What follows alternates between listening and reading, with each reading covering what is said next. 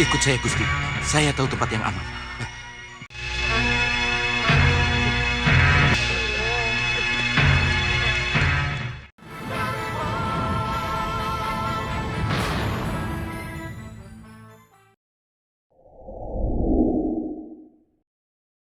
Setelah mendapat surat tantangan dari Sengkang Baplang di Saup itu, Prabu Angling Dharma pun kemudian memutuskan untuk mengutus Telik Sandi guna melacak dan mengamati apakah Patih Batik Madrim dan pasukannya menjadi tawanan Sengkang Baplang atau tidak.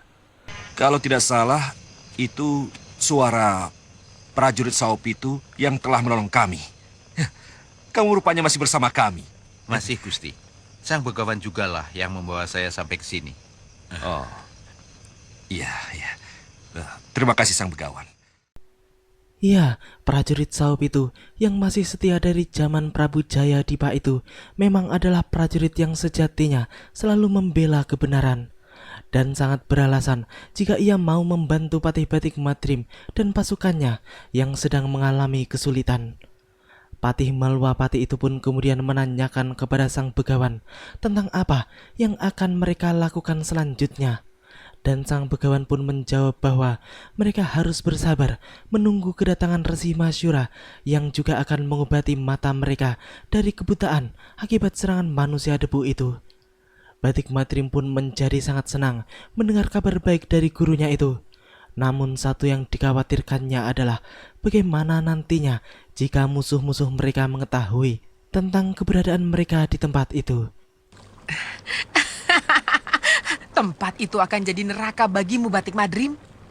Setelah memberitahukan seluruh anak buahnya, Gendrawani pun segera berangkat ke kandang Bubrah malam itu juga. Namun, di tengah perjalanan, mereka pun dihadang oleh angin puting beliung yang sangat kencang. Hingga mereka pun dibuat kocar-kacir dan tercerai-berai akibat hempasan keras angin tersebut.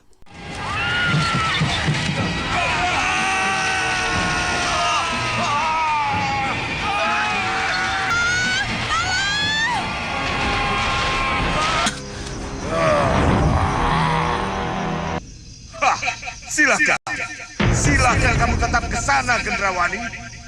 Tapi Sengkang Baplang akan lebih cepat daripada kamu. Kita lihat saja.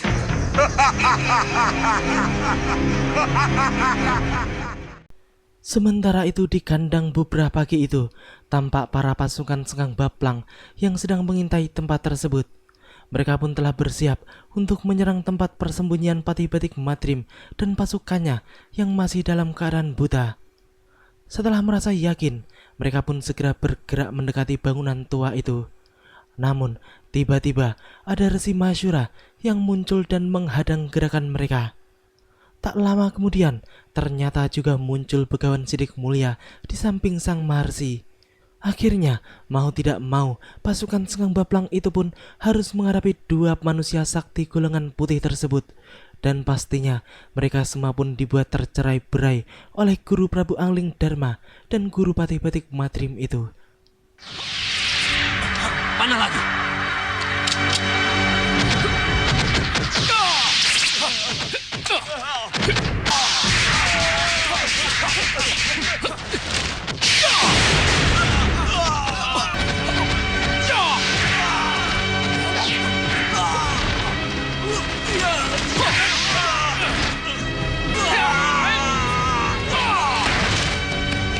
Malapati, kau tidak apa-apa? Tidak. Mundur!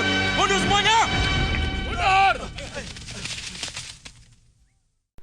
Setelah para manusia busuk itu kabur, Resi Masyura pun mengajak Begawan Sidik Mulia untuk masuk dan menemui Patih Batik Madrim. Sang Maharsi pun kemudian membaca mantra pada air suci yang dibawanya dan mengobati Batik Madrim untuk yang pertama kalinya. Selanjutnya diikuti oleh Lokahita, Temenggung Prabaskara, dan seluruh prajurit yang buta.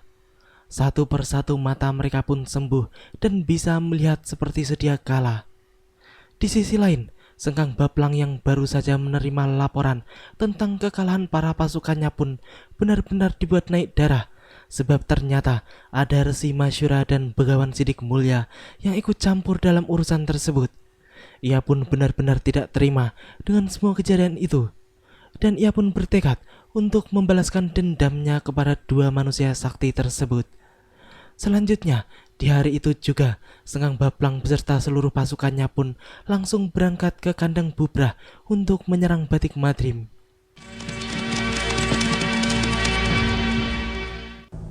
Mau kemana mereka? Ya, kemanapun mereka pergi. Yang jelas, kepergian mereka sangat menguntungkan kita. Ayo, kita masuk.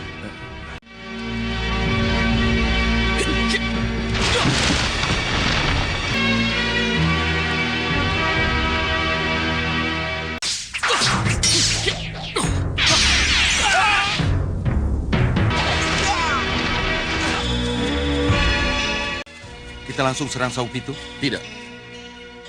Kita jangan gegabah. Kita kirim dulu Kantil dan Kenanga untuk mengamati keadaan. Baru sesudah itu, kita bertindak. Kini kita kembali lagi ke kandang Bubrah, di mana pada saat itu tampak Patih Batik Madrim dan yang lainnya pun sedang melakukan upacara pembakaran mayat para prajurit Malwapati yang tewas di halaman kandang Bubrah. Setelah selesai, Resi Masyura pun mengajak semuanya untuk meninggalkan tempat itu. Gendrawani dan pasukannya yang sedari tadi mengintai mereka pun akhirnya mengetahui dengan jelas bahwa kini Batik Madrim sudah tidak buta lagi. Ketika orang-orang Malwapati itu sampai di depan gapura kandang Bubrah, Resi Masyura pun kemudian mengatakan bahwa selepas itu tampaknya akan ada serangan besar-besaran yang tak terduga.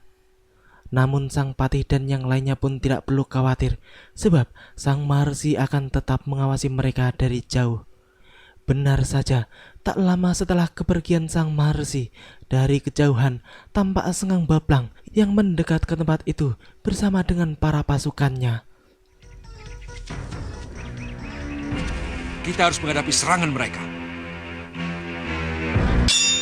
Maju! Serang, bunuh mereka. Bolehkah hamba ikut perang untuk Malwapati? Boleh. Kamu sudah menolong kami. Berperanglah untuk Malwapati. Maju! Terima kasih, Gusti Patih.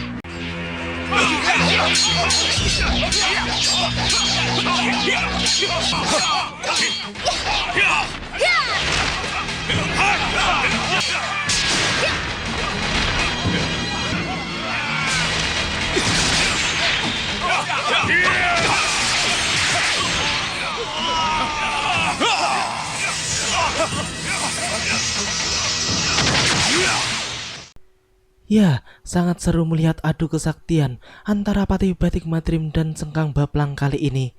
Kedua tangan kanan Sengkang Baplang pun menjadi adu percobaan kekuatan dua tokoh sakti golongan putih dan hitam itu. Hingga akhirnya adu kekuatan itu dimenangkan oleh Patih Batik Madrim, sebab dua pengikut Sengkang Baplang itu berhasil dijatuhkan oleh Patih Malwapati tersebut. Sengkang Baplang yang tidak terima pun kemudian melompat ke sebuah tebing yang tinggi dan segera merapal Aji Kitiran Sewu andalannya untuk membungkam Patih Batik Madrim. Namun ternyata Aji Kitiran Sewu belum cukup handal untuk menembus benteng kokoh Batik Madrim, karena dengan mudah sang Patih pun mampu memupuskan serangan dahsyat itu.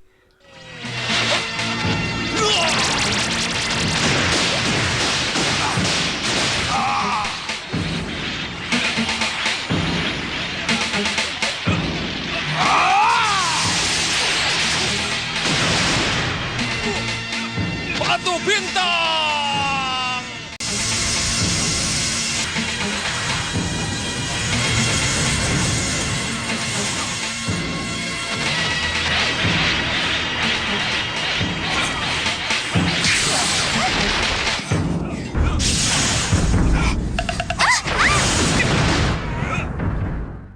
Ya, Batik Madrim yang hampir terluka oleh serangan batu bintang Sengkang Baplang pun langsung diselamatkan oleh Resi Masyura.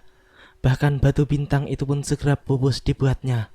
Namun, tiba-tiba saja datanglah Grendaseba yang selanjutnya segera menyerang Sang Maharsi dengan semburan halilintarnya yang berisi seluruh kekuatan yang dimiliki oleh Raja Siluman Krendawahana itu. Batik Madrim dan para temunggung yang melihat adu kesaktian terdahsyat itu pun tersenyum lebar, sebab mereka yakin jika Grendaseba tidak akan mampu mengalahkan kekuatan Sang Maharsi. Ya!